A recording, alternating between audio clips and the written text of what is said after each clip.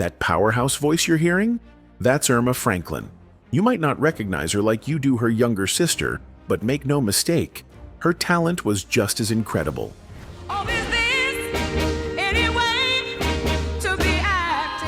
While Aretha was often crowned the undisputed Queen of Soul, Erma's story remained buried in the shadows, often overlooked despite her own incredible talent. Not only was her career overshadowed by her sister's success, but Erma was also battling her own heartbreaking struggles that few ever knew about. So, how did the rivalry between two sisters, combined with Erma's own personal and professional battles, lead to a tragic, hidden secret that Erma carried for years? Erma Franklin was born on March 13, 1938, in Shelby, Mississippi, but her family later moved to Detroit, Michigan.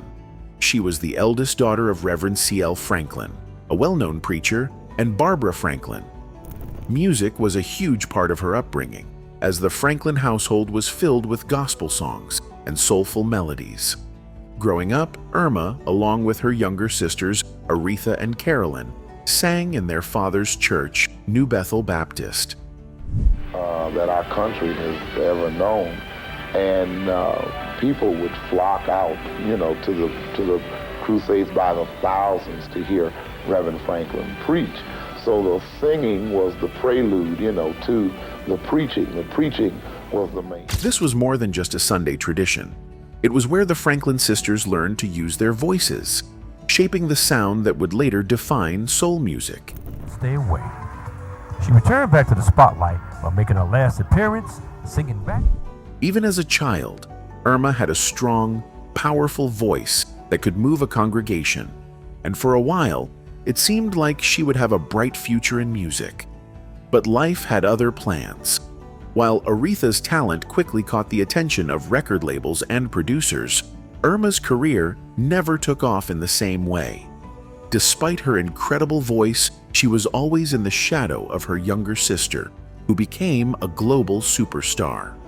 Imagine having an incredible gift, one that moves people, brings them to tears, and shakes them to their core, only to be constantly compared to someone else. That was Erma Franklin's reality. From the moment she started her music career, Erma had to navigate the difficult terrain of being the eldest sister in a family where her younger sibling, Aretha Franklin, was rapidly rising to superstardom. Despite her immense talent, Erma's career was often overlooked. Her voice was powerful, her delivery soulful, and her presence commanding.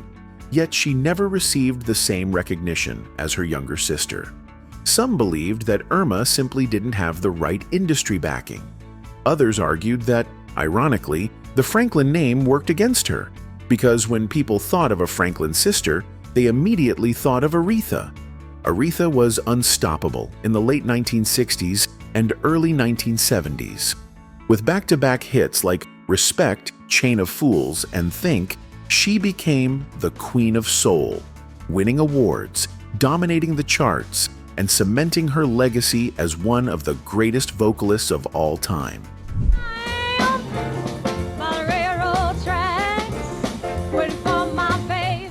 Meanwhile, Erma struggled to find her footing. This dynamic created an undeniable tension between the two sisters, though neither of them spoke publicly about it in depth. Family members and close friends noticed the strain. It wasn't just about music, it was about identity. No matter how hard she worked, Erma was always seen as Aretha's sister rather than a star in her own right. She had everything it took to become a household name: raw talent, stage presence, and deep emotional delivery. But the music industry didn't work in her favor. From the start, Erma's journey was filled with obstacles. In 1962, she signed with Epic Records and released her debut album, Her Name is Erma. My, but you're looking fine. Haven't seen you. At first glance, this should have been a promising start. Epic was a major label, and Erma had the vocal chops to stand out. But there was one major problem. Epic Records didn't have much experience promoting R&B artists. Back then, labels had specific strengths. Some were great at pushing rock acts, others dominated the pop market, and a select few had a handle on R&B and soul. Unfortunately, Epic was not one of them. As a result, Her Name is Erma was poorly marketed. It didn't get the radio play or industry push it needed to become a success. This was a crucial moment in her career. If the album had been handled properly, it could have opened doors, leading to more opportunities and chart success. Instead, it was largely ignored. After the disappointing experience with Epic Records, Erma Franklin had to make a tough choice. She had poured her heart into her debut album, Her Name is Erma, only to see it go largely unnoticed due to poor promotion. The music industry could be ruthless, and without the right label backing her, success was almost impossible. Instead of continuing to fight an uphill battle, Erma decided to take a step back from pursuing a solo career.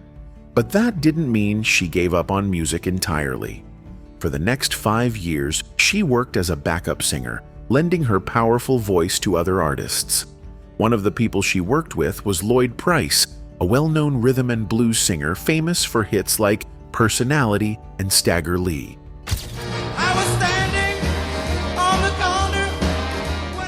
While the work was steady and kept her involved in the industry, it wasn't truly fulfilling. Erma had dreams of being in the spotlight, of having her own music recognized, and of stepping out of the shadows of both her sister and the artists she was supporting. By 1967, the opportunity she had been waiting for finally arrived. She signed with Shout Records, a small but promising label founded by Bert Burns, a respected producer and songwriter. This move felt different. Burns had a strong reputation for working with soul artists, and he truly understood the genre. Unlike Epic Records, which didn't know how to promote R&B music, Shout Records specialized in the kind of music Erma excelled at. This was her chance to make a real impact. Soon after joining the label, Erma recorded and released Piece of My Heart.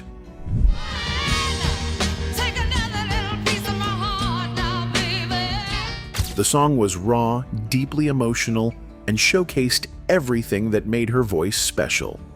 It had that powerful mix of soul and passion that could make a song unforgettable. And for a short moment, it seemed like this could be the breakthrough she had been waiting for. The song started gaining traction, reaching the R&B charts and earning her some much-needed recognition. Fans connected with the track, and industry insiders saw Erma as an artist with serious potential. But just as things were looking up, tragedy struck. Bert Burns, the man who had believed in her talent and given her a new start, died suddenly in December 1967 from heart failure. His death sent shockwaves through the music industry, and unfortunately for Erma, it also marked the downfall of Shout Records. Without its leader, the label quickly fell apart, and any momentum Piece of My Heart had was lost. Erma once again found herself at a standstill. The song that should have catapulted her career was now in limbo, and to make matters worse, a year later, Janis Joplin recorded her own version of Piece of My Heart, which became a massive hit.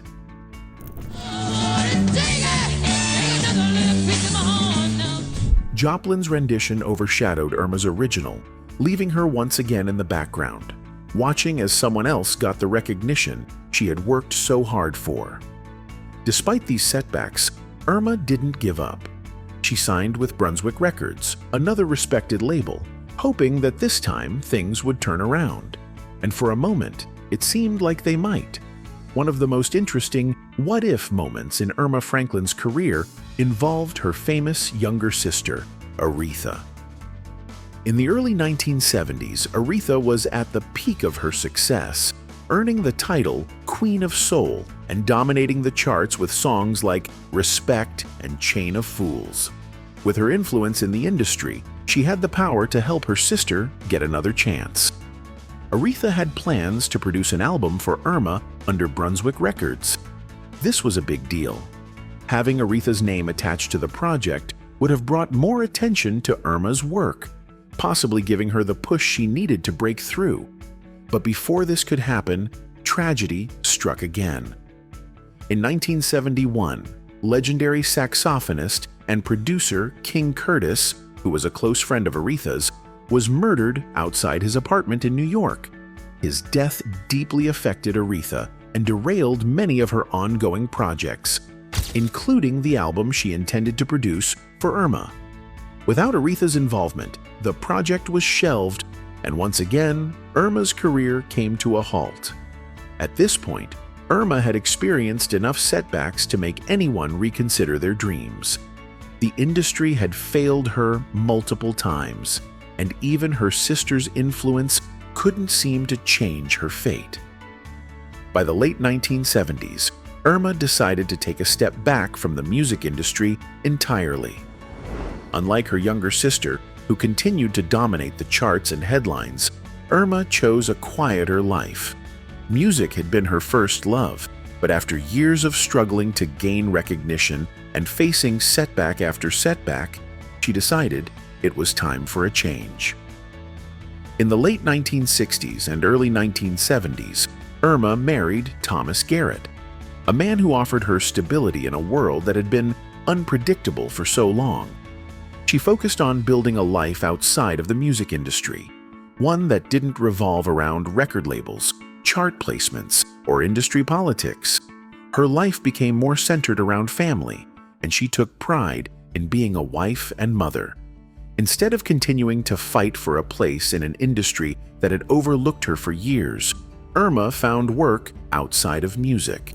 She eventually landed a job at IBM, a completely different world from the glitz and glamour of the entertainment industry.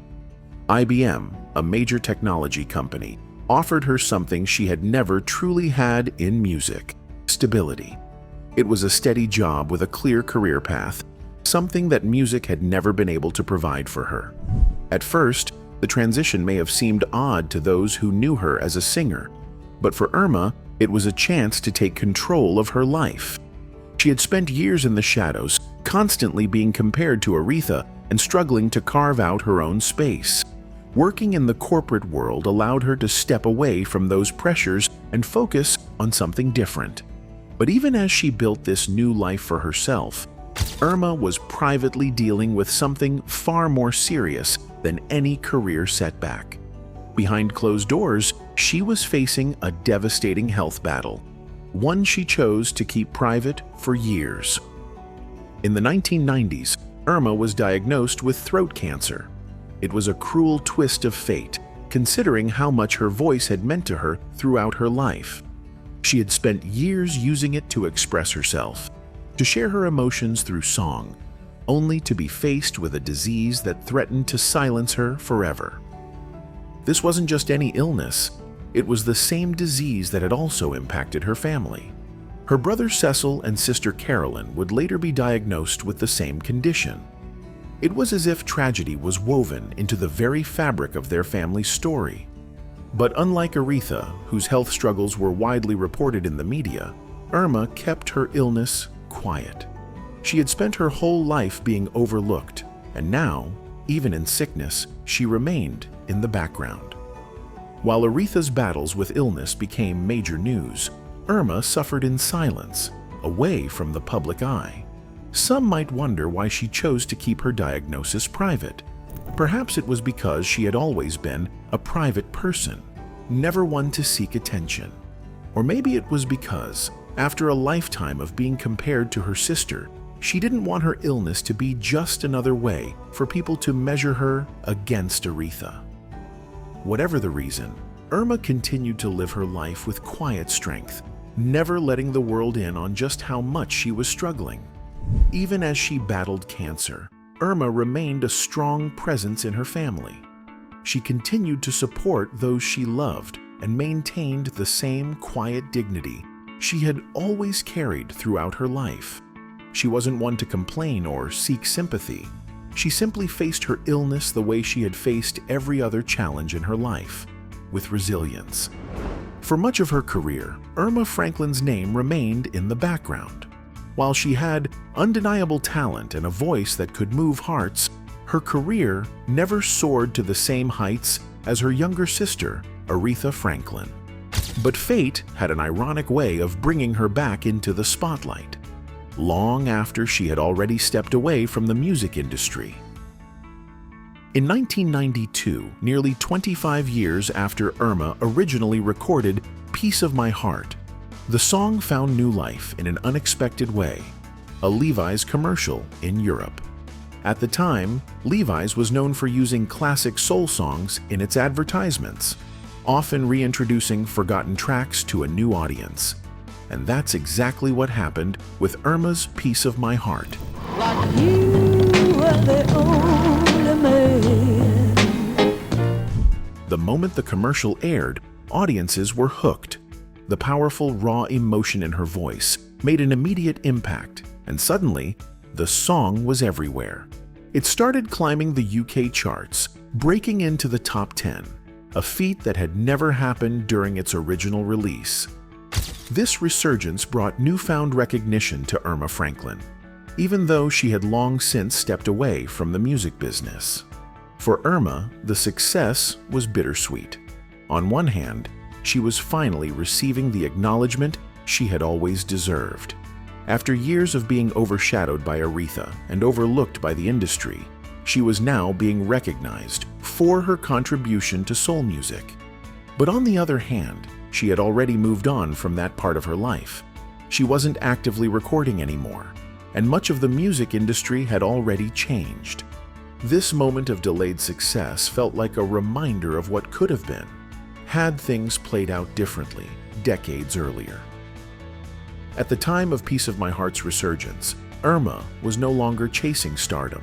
She had found stability outside of music, working a corporate job and focusing on her family. The industry that had once dismissed her was now celebrating her work, but she wasn't in a position to capitalize on the moment. Instead of going on tour or recording new music, she accepted the recognition with quiet grace. She was grateful for the acknowledgement, but knew that her time as a performer had passed. Even though she didn't return to music, this late career recognition solidified Erma Franklin's legacy in a way that hadn't happened before.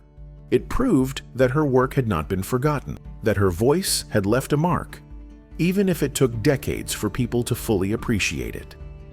I give you everything that a woman possibly can. But just as her career seemed to be getting a second wind, life had other plans. On September 7th, 2002, Erma Franklin passed away at the age of 64. The world didn't stop the way it had when Aretha passed years later. There were no massive tributes, no documentaries made in her honor, no week-long news coverage discussing her legacy. But those who truly knew and appreciated her work understood the significance of what had been lost. Her passing was another reminder of how, despite her talent and contributions, she had always been overlooked.